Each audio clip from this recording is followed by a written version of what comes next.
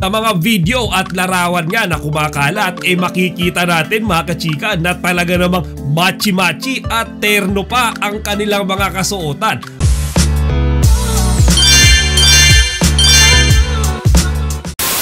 Magandang araw mga kachika! Rigel po ulit ang inyong Chika Patrol.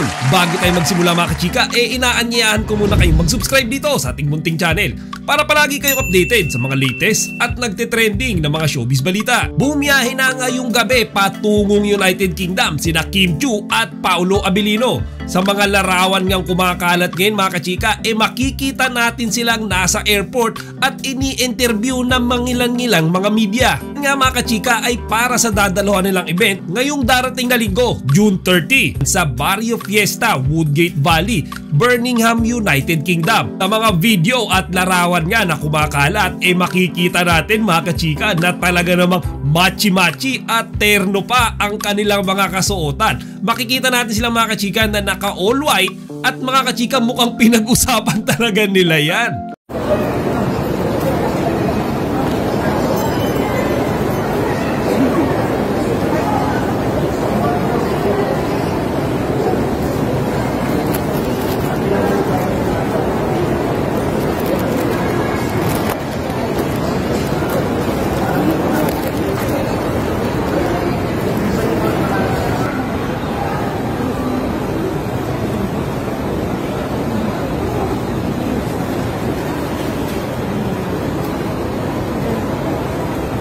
At nag-tweet din mga kachika yung reporter na talaga namang lagi ring nakasubaybay sa kanila, si MJ Felipe. At ayon nga sa sinabi ni MJ, look, Kim Chiu and Paolo Abilino depart for Birmingham, United Kingdom for lang pasasalamat on June 30, Woodgate Valley Country Park. Kaya nga lahat mga kachika ay nakaabang na sa dadalawang event na yan ng Kim Pao. Kasi mga kachika, ang sigurado pakikiligin at bibigyan na naman nila tayo ng saya sa ating mga labi.